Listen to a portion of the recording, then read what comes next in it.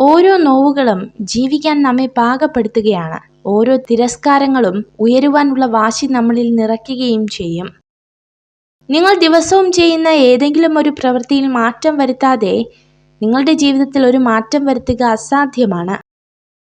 സമ്പത്തിന്റെ പേരിലോ സൗന്ദര്യത്തിന്റെ പേരിലോ മറ്റെന്തെങ്കിലും കാരണങ്ങൾ പറഞ്ഞോ നമ്മളെ തരം താഴ്ത്തുന്നവരുമായുള്ള സൗഹൃദം ഒഴിവാക്കുക. ആരും പൂർണ്ണരല്ല. അപൂർണതകളിൽ വിഷമിക്കേണ്ടതില്ല. നമ്മുടെ മനസ്സമാധാനത്തിനു വേണ്ടി ചെയ്യുന്ന നല്ല കാര്യങ്ങളുടെ പേരിൽ അഭിപ്രായം തേടേണ്ടതില്ല. മറ്റുള്ളവരുടെ ജീവിതത്തിലേക്ക് മാത്രം നോക്കുന്ന വ്യക്തികളോട് ജീവിതം ഇരുട്ട് നിറഞ്ഞതായിരിക്കും. ഇന്നത്തതിനേക്കാൾ മികച്ചതാക്കാൻ കഴിഞ്ഞില്ലെങ്കിൽ നിങ്ങളുടെ ഭാവി കൊണ്ട് എന്താണ് പ്രയോജനം? സാഹചര്യങ്ങൾ ഏറ്റവും മികച്ചതാകുന്നതുവരെ കാത്തിരിക്കരുത്. ഇപ്പോൾ തന്നെ തുടരുക.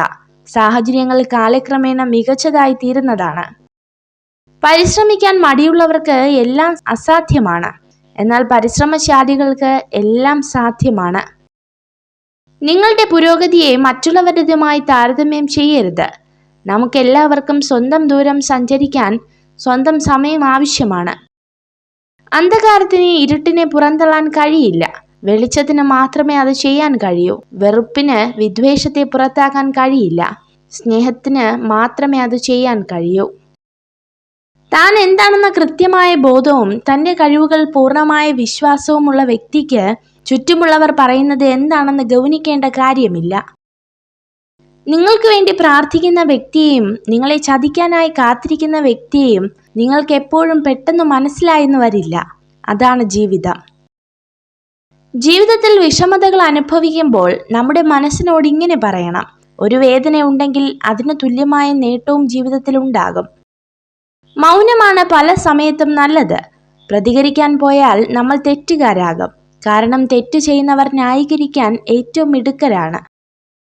ബഹുമാനം മനുഷ്യരോടല്ല, അത് ആവശ്യങ്ങളോടാണ്. ആവശ്യം കഴിയുമ്പോൾ ബഹുമാനം അവസാനിക്കുന്നു.